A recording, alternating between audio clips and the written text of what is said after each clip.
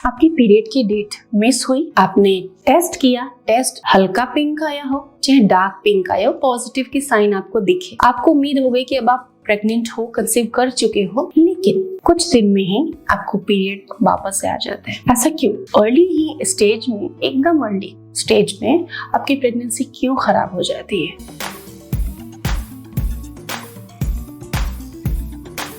Hello and welcome again to YouTube Saheli channel. आज मैं आपको बताने वाली हूँ कि अर्ली स्टेजेस में, एकदम जिसको कहते हैं कि शुरुआती प्रेगनेंसी, डेट मिस होने के तुरंत बाद, टेस्ट पॉजिटिव आने के बाद वापस से आपको पीरियड्स आ जाते हैं और आपकी प्रेगनेंसी खराब हो जाती है। कैसे बचना है आपको? अपने बिहेवियर में, अपने रूटीन में क्या चेंजेस लाना है, या यूं कहें तो क्या प्रिकॉशंस फॉलो करने, क्योंकि जैसे ही टेस्ट पॉजिटिव आता है, चाहे लाइट पिंक हो चाहे डार्क पिंक आए, आप कॉशियस हो जाते हो।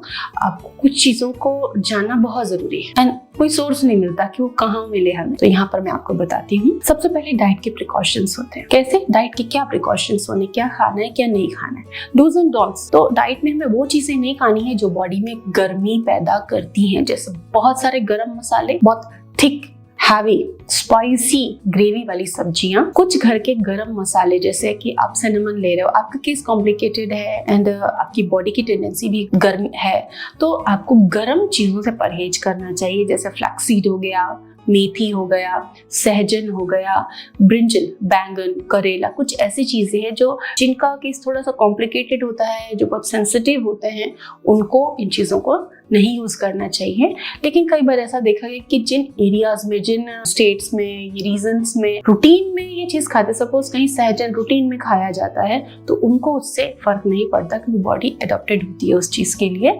लेकिन जो नहीं खाते उनको इनसे बचना होता है अर्ली प्रेगनेंसी। दूसरी चीज डाइट से रिलेटेड, कि आपने ब्रेकफास्ट लिया या एक मील लिया, दूसरे मील में काफी लंबा गैप हो गया। ये रूटीन में तो आपका चलता था कि चलो गैप ले ली, लेकिन जब आप प्रेग्नेंट हो तो आपको, आपके बॉडी को एनर्जी की रिक्वायरमेंट होती है और आपको फ्रीक्वेंट मील लेना होता है, आपको लंबे गैप नहीं देने, आपको फास्टिंग बिल्कुल नहीं करनी होती है अर्ली प्रेगनेंसी में। इससे आपको प्रॉब्लम हो सकती है।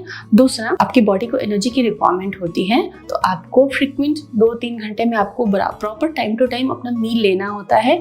खाली पेट नहीं रहना है। कुल मिला के आप इतना समझे, बिल्कुल खाली पेट आपको नहीं रहना। कई लोगों का घर का काम सादा होता है या जिस भी तरह से वो दिन भर हैवी वर्क, काफी बिजी रहते हैं, महिलाएं काफी बिजी रहती हैं, तो बहुत ज्यादा काम करने से अर्ली प्रेगनेंसी में दिक्कत आ जाती है। क्योंकि अर्ली स्टेज ऐसा होता है जिसमें बॉडी बहुत एग्जॉस्ट होती है, बहुत रैपिड बच्चे में डेवलपमेंट होता है। जो गर्भ स्थापित हुआ है वो रैपिडली डेवलप होता है, तो एनर्जी नीड होती है, रेस्ट की भी बहुत नीड होती है। तो जो लोग बहुत ज्यादा काम करते हैं, मतलब सुबह से शाम तक, उनको आधे घंटे की भी फुर्सत नहीं है कि वो रेस्ट कर सकें, फिजिकली बहुत ज्यादा एग्जॉस्टिव रहते हैं जिनका रूटीन, उनको भी दिक्कत आती है, उनकी भी प्रेगनेंसी लॉस के चांसेस बहुत रहते हैं। तो आप हैवी वर्क, हैवी वेट उठाना, चाहे बहुत ज्यादा काम करना, भागते हैं सुबह से शाम तक, भाग रहे हैं, ये काम, लंबे ट्रिप की ड्राइविंग या बहुत ज्यादा पैदल चलना, ये चीजें भी नहीं करनी चाहिए। एग्जॉस्टिव काम नहीं करना चाहिए। अर्ली प्रेगनेंसी एक ऐसा स्टेज है कि स्ट्रेस की वजह से भी प्रेगनेंसी लॉस हो जाती है। जैसे स्ट्रेस हार्मोन आपकी बॉडी में बढ़ते हैं, प्रेगनेंसी पे डेंजर आ जाता है।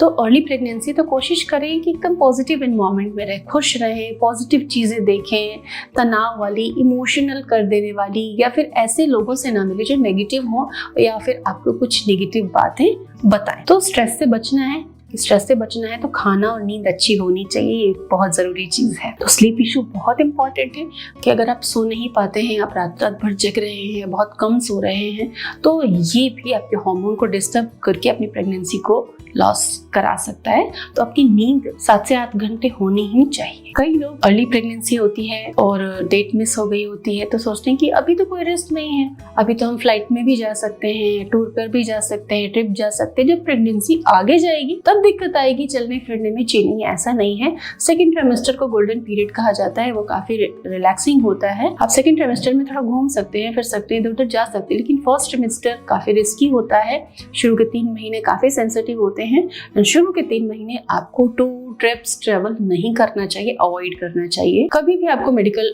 हेल्प की जरूरत पड़ सकती है, तो आप अपने स्टेबल प्लेस पे रहें और एकदम बैलेंस्ड लाइफ को जिए, जिससे कि प्रेगनेंसी लॉस के चांसेस ना हो। Hope it helps you. Thank you.